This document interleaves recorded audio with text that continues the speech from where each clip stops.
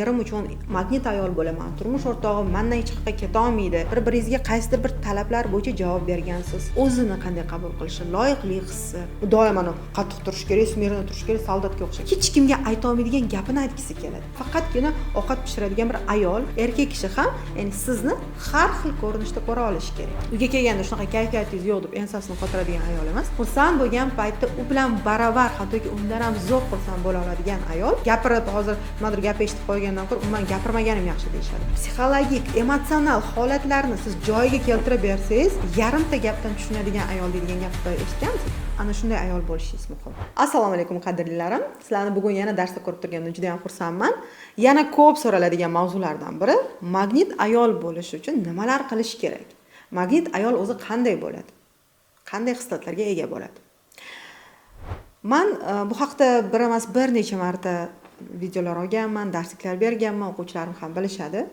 Magnit ayol deganda hamma to'g'risini aytish kerak, ko'pincha intim munosabatlardagi bir qaysidir bilimga ega yoki intim munosabatlarda qanchalik bir darajaga ega bo'lgan ayollarni tushunishadi. Lekin hayotda intim munosabatlar birinchi o'rinda turmaydi.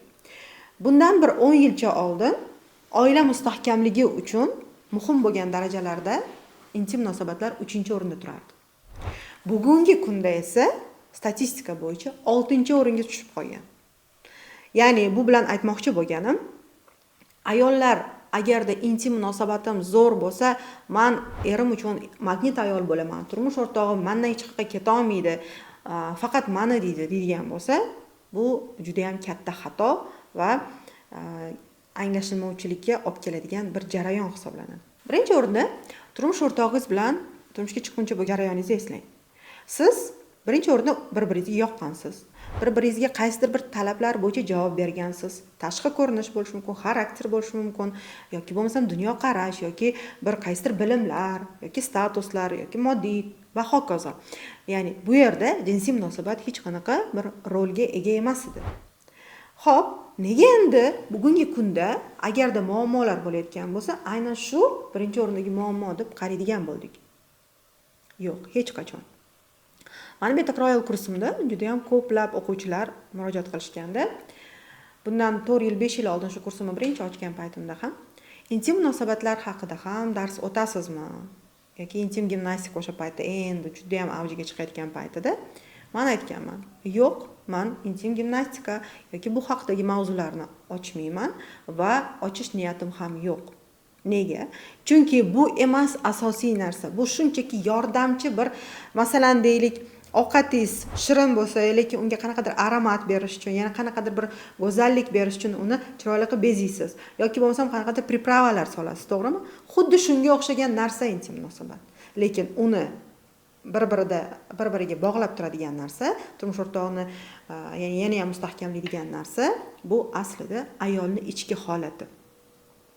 Ya'ni u samotsenka bilan bog'liq, o'ziga bo'lgan ishonch va atrofdagilarni qanday qabul qilishi, o'zini qanday qabul qilishi, loyiqlik hissi, dunyo qarashining kengligi, mana shu narsalar. Erkak kishi turmush o'rtog'i bilan har qanaqa mavzuda gaplasha olsa, har qanaqa muammoni o'zaro yecha olsa va eng asosiysi erkak kishi ayolni oldida o'zini erkin his qila olsa, mana shu ayol magnit ayol hisoblanadi. Ya'ni erkak u inson. Ko'pchilik xuddi robotga o'xshab qarashadi-da. U doim qattiq turish kerak, smirno turish kerak, soldatga o'xshagan. Yo'q, u ham oddiy inson. U ham qayerdadir ojiz bo'lgisi keladi. Qayerdadir shunchaki o'zini erkin qo'yib yuborgisi keladi. Qayerdadir yosh bola bo'lgisi keladi.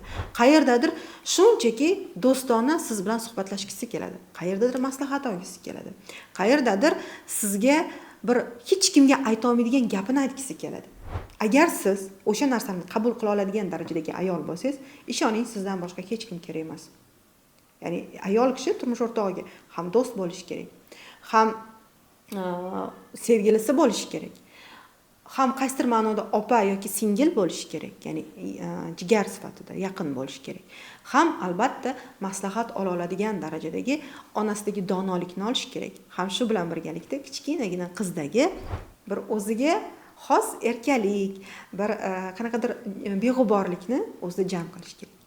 Ya'ni erkak kishini ko'pincha mana psixologik holatdan yosh bolaga o'xshatadi. Nimaga? Ya'ni ko'rgan narsasiga u ko'proq intiladi. Va bir xil narsadan zerikish deganda ko'pchilik shu narsani noto'g'ri talqin qiladi. Ya'ni intim munosabatlarga borib taqaladi. Bitta ayol bilan har doim bo'lish yoki bir xil har doim intim munosabatlar bo'lishi odamni zeriktiradi. Aslida erkak kishi nimadan zerikadi? Intim munosabatlarning bir xilligidan emas, aslida ayolning bir xilligidan. Ya'ni hozir men sanab o'tgan narsalar yo'qligidan. Faqatgina ona yoki bo'lmasa faqatgina ovqat pishiradigan bir ayol yoki faqatgina uylarni yig'ishtiradigan bir ayol yoki bo'lmasa mana ishlaydigan ayollarda ham bor. Men turmush o'rtog'im bilan chiqish olmayman deydigan ayollar. Yoki faqatgina bir o'zini ishini ustasi bo'lgan, lekin ayollik holatidagi mana shu serqirralik yo'q bo'lganda erkak kishi zerikadi ayoldan va magnit ayol degan maqomga ega bo'la olmaydi.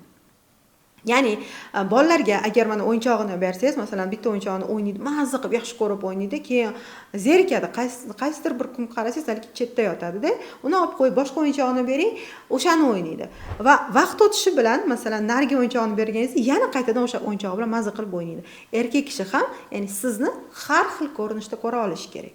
Uni yarim ko'rinishdan siz his qila olishingiz kerak va u bu narsaga ishonch hosil qilishi kerak. Erkak kishi ayol kishini qanday tanlaydi? Ko'pchilikda shu savol. Ko'pchilik o'ylaydi tashqi ko'rinishiga qarab. Yo'q. Ayol kishini ishonchligiga qarab erkak kishi tanlaydi. Ishonchli deganda u har qanaqa holatda o'sha ayolga suyana olishi.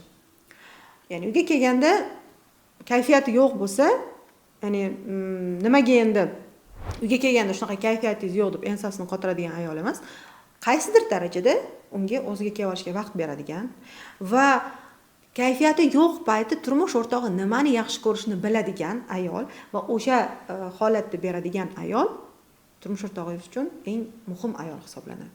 Yoki bo'lmasam xursand bo'lgan paytda u bilan baravar, hattoki undan ham zo'r xursand bo'la oladigan ayol erkak kishini doim tortadi. Yoki bo'lmasam xafa bo'lgan paytda, qaysidir ishi yurishmagan paytda uni men shunaqa qilishingiz kerak emas edi yoki bo'lmasam nimaga ham kerak edi yoki bo'lmasam ba'zilar umuman befarqlik bildiradi. Gapirib hozir nimadir gap eshitib qo'ygandan ko'ra umuman gapirmaganim yaxshi deyshadi. Yo'q. O'sha mahalda erkak kishiga podдержка bera olish kerak. Har qanaqa vaziyatda ham men siz bilan birgaman. Men sizni har qanaqa holatda ham qo'llab-quvvatlayman. Hattoki o'sha vaziyatda, ya'ni mana shu pul tomonlama yoki qaysidir ish tomonda yurishmaslik bo'lganda, erkak kishining o'zini aybi bo'lgan taqdirda ham erkak agar bilsa, butun hamma uni ayblayotgan paytda, hamma unga qarshi chiqayotgan paytda, har qanaqa holatda uni qo'llab-quvvatlaydigan ayoli uyda borligini bilsa, ishoning, sizdan magnit ayol bo'lmaydi. Ana bu psixologik, emotsional holatlarni siz joyiga keltirib bersangiz, bir xil postel bo'lsa ham, hattoki jimjimador, bir qanaqadir bir erotik bir ko'rinishga ega bo'lgan ichki kiyimlarni olmasangiz ham yoki ba'zilar feromon atirlardan foydalanaman deyshadi. Aslida agar bilsangiz, erkak kishi uchun eng zo'r feromon bu ayolining o'zini hidi hisoblanadi. Shu uchun siz bu narsalarni bemalol erkinlikda qo'yib qo'yishingiz mumkin. Ayol kishi o'ziga ishonsa, ayol kishi o'zini boricha qabul qila olsa, uni turmush o'rtog'i ham xuddi shuni qabul qiladi. Agarda siz meni intim munosabatlarda bilimim yetishmaydi yoki tajribam yetishmaydi deb o'zingiz ayb qidiradigan bo'lsangiz, turmush o'rtog'ingiz ham xuddi shu narsadan ayb qidirishni boshlaydi. Yoki bo'lmasam nimamdir baribir yetishmayapti, nimamnidir o'zgartirishim kerak degan paytda siz tashqi ko'rinishingizga ko'proq e'tibor beradigan bo'lsangiz, tashqi ko'rinishingiz emas, psixologik holatingizni o'stirmaganingiz uchun tashqi ko'rinishingiz dunyodagi eng go'zal ayol bo'lsangiz ham, ya'ni Miss Mira bo'lsangiz ham, turmush o'rtog'ingiz sizni o'sha darajada ko'ra olmaydi. Ya'ni bu tashqi ko'rinish, intim munosabatlar ikkinchi, uchinchi darajadagi holatlar. Men bu bilan aytmoqchi emasman, o'zingizga qaramay yuravering, qanaqa bo'lsa shunaqa yuravering. Yo'q, o'zini hurmat qilgan ayol, o'zini yaxshi ko'rgan ayol albatta tashqi ko'rinishiga e'tibor beradi. Tanasiga e'tibor beradi. Bu bir-biridan uzilmaydigan narsa. Chunki qanaqa qilib o'zini yaxshi ko'rgan ayol, qanaqa qilib o'zini yaxshi narsaga loyiq ko'rgan ayol tashqi ko'rinishga e'tibor bermasligi mumkin. Tashqi ko'rinish bu bizning bir qismimiz. Tanamiz bu bizning bir qismimiz. Ya'ni siz tashqi ko'rinishingizni chiroylilashtirish, tanangizni go'zallashtirish birinchi o'rinda o'zingiz uchun bo'lishi kerak. Chunki biz yashab o'tadigan bu tashqi ko'rinish va tana faqat bizga kerakli. Ya'ni faqatgina biz bu tanada yashaymiz va biz bu tashqi ko'rinishga egamiz. Shuning uchun tashqi ko'rinish va tana bilan ko'proq shug'ullanadigan ayollarga men aytadigan narsam, buni siz shundoq ham qilishingiz kerak o'zingiz uchun, sog'ligingiz uchun, yosh ko'rinishingiz uchun, ko'proq masalan o'zingizni erkin his qilish uchun tashqi ko'rinishda. Lekin turmush o'rtog'ingiz uchun, magnit ayol bo'lish uchun ichki holatingizni, ichki meningizni to'g'irlaydigan bo'lsangiz va turmush o'rtog'ingizga qiziqarli ayol bo'ladigan bo'lsangiz, mana shuni o'zi kifoya. Turmush o'rtoqqa sizni bir qanaqadir diplomingiz yoki bo'lmasam oddiy maktabni bitirganingiz qiziq emas. Turmush o'rtog'ingizga uni yarimta gapdan tushunadigan ayol degan gapni eshitganmisiz? Ana shunday ayol bo'lishingiz muhim. Agarda kuzatadigan bo'lsak, eng omadli, eng katta yutuqlarga erishgan erkaklarni ortida ularga ishonch bildirgan va ularni har qanaqa holatda qo'llab-quvvatlaydigan kuchli ayol. Kuchli ayol deganda bu yerda hamma narsaga chidaydigan, sabrli bunaqa ayol emas. Sabr bilan o'zi chidashni anglatib olish kerak o'zi odam o'ziga. Juda ko'p yanglishishlar aynan mana shu sabr bilan chidashni farqiga bormaganlikda ham bo'ladi. Shuning uchun demak ayol kishi magnit ayol bo'lishi uchun nimalarga e'tibor berish kerakligini sanab o'tdik. Bu birinchi o'rinda emotsional holatingiz, o'zingizga bo'lgan ishonchingiz, ya'ni turmush o'rtog'ingizga siz har qanaqa holatda, har qanaqa darajadagi holatida siz uni yonida tura oladigan ayol bo'la olishingiz. Mana shu xislatlarni agar o'zingizda jamlaydigan bo'lsangiz, ishoning, sizga hech qanaqa intim munosabatlarni rivojlantiradigan bir kurs yoki bo'lmasa bilimlar kerak emas. Shunday ayollar kelgan 3 yildan beri aynan shu intim munosabatlarni rivojlantirish yoki bo'lmasa o'zimni bir qanaqadir bir ko'rinishimni yoki bo'lmasa shu tungi kiyimlarni o'zgartirish yoki qanaqadir romantik holatlar uyushtirish ishlarini juda ham ko'p qilaman. 3 yildan beri, 4 yildan beri o'zimni shu borada o'stirib kelishga harakat qilyapman, lekin munosabatlarimizda umuman o'zgarish yo'q. Yoki bo'lmasam hattoki orqaga ketishlar ham bor. Nega bunaqa bo'lyapti? O'sha ajrimga keldik. Kimdir o'ylaydi, yoshimizda katta tafovut bor, ya'ni 11 yosh farqimiz bor. Balki shu uchun turmush o'rtog'imga zerikarliman. Kimdir aytadi, turmush o'rtog'im oliy ma'lumotli, men o'qimaganman, balkim shu uchundir. Kimdir o'ylaydiki, aksincha, turmush o'rtog'im oddiy maktabni bitirgan yoki bo'lmasam oddiy ishchi, meni bir qanaqadir masalan boshliqlik darajam bor. Biz bir-birimizga to'g'ri kelmaymiz. Yo'q, bu hammasi aql uchun isbotlar xolos. Ichki holatingizni to'g'rilaganingizdan keyin, siz ichki darajangiz to'g'ri kelgandan keyin tashqi holatlar o'z-o'zidan o'zini joyini topib ketaveradi.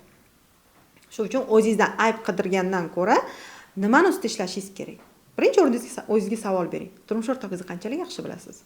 15 yillik oilalar bilan konsultatsiyalarga kelishganda 15 yil yashab, turmush o'rtog'ini yaxshi bilmaydigan ayollar bor. Unga nima yoqadi? U kayfiyat yo'q paytda nima qiladi? Qanaqa holatga tushadi? Kimlar bilan do'st bo'ladi?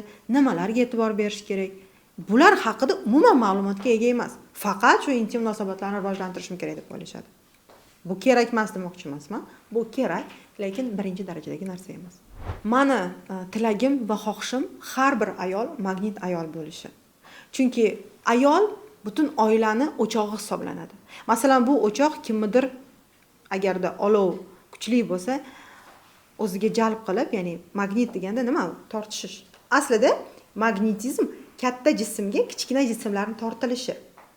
Ya'ni ayol shunaqangi kuchli magnit bo'ladigan bo'lsa, mana hozir sanab o'tgan xislatlarimizga ega bo'lgan katta magnit bo'ladigan bo'lsa, har qanaqangi holatdagi insonlar butun nafaqat turmush o'rtoq, hattoki ayolga farzandlari ham talpinishi bu magnit ayol hisoblanadi.